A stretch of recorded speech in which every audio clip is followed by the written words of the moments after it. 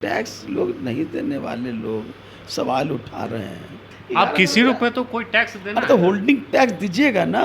ये तो नीतीश कुमार ने 2005 से आए, तब गले में सड़कें बने लगे। देश की आज़ादी से वही लोग राज कर रहे थे।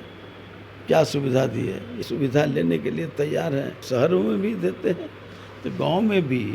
बिहार सरकार अब गांव में टैक्स लेने जा रही है और कल कैबिनेट से इसकी स्वीकृति भी हो गई है। हमारे साथ जदयू के विधायक हैं श्याम रजक जी।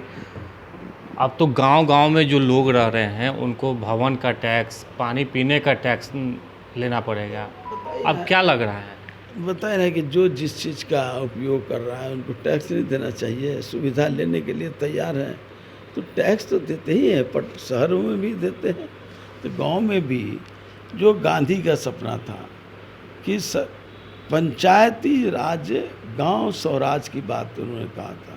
अब पंचायती राज व्यवस्था की बात की थी। हमारी सरकार, पूर्व मुख्यमंत्री श्री नीतीश कुमार ने उसको लागू करने का काम किया, पंचायती राज को मजबूत करने का काम किया। हर जगह पंचायत सरकार भवन बन रहा है। पंचायत सरकार भवन जब बनेगा तो सरकार अपने काम करने के लिए राशि की भी व्यवस्था करने का काम करेगी। तो होल्डिंग का जब मकान बना है तो वहाँ हर तरह की सुविधा देना होगा। तो सुविधा के लिए व्यय भी तो करना होगा। तो उनका होल्डिंग टैक्स पर तो लिया जा रहा है और कुछ तो ऐसा है नहीं। विपक्ष तो कह रही है कि यहाँ पर गांव में कोई सुविधा ही नहीं है, पहले सरकार सुविधा दे तब टैक्स देगी। विपक्ष से हम पूछना चाहते हैं, हमारा तो इधर हुआ है, देश की आज़ादी से वही लोग राज कर रहे थे। क्या सुविधा दी है? ये तो नीतीश कुमार ने 2005 से आए, तब गले में सड़कें बने लगे। महादलित टोले में कोई सोच भी नहीं सकता था, वहाँ तक सड़क जाने का काम हुआ। बिजली का क्या अंधेरा गुप्त था, बिजली देने का काम किया। शिक्षा का क्या हाल था, आज उच्च विद्यालय, प्राथमिक विद्यालय, मध्य विद्यालय, यहाँ तक कि अब तो डिग्री कॉलेज भी स्थापित हो रहे हैं, हेल्थ सेंटर बन रहे हैं, सारी तरह की सुविधाओं के काम हो रहे हैं।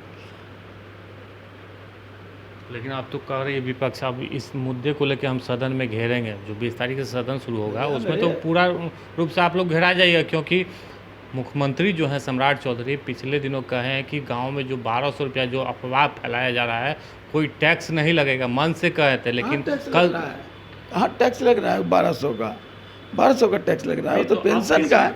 आप किसी रूप में तो कोई टैक्स देना तो होल्डिंग टैक्स दीजिएगा ना।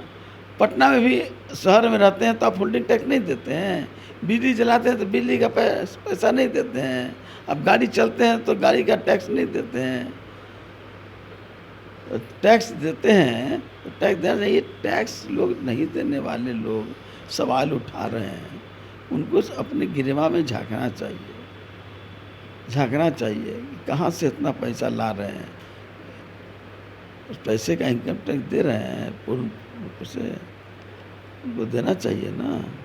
तो टैक्स जब क्या गांव की जनता सिर्फ बिना सुविधा के और बिना किसी हक के वो रहे?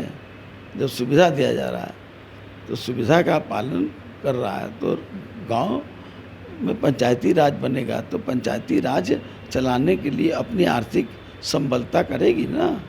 आर्थिक संबलता के लिए किया जा रहा है।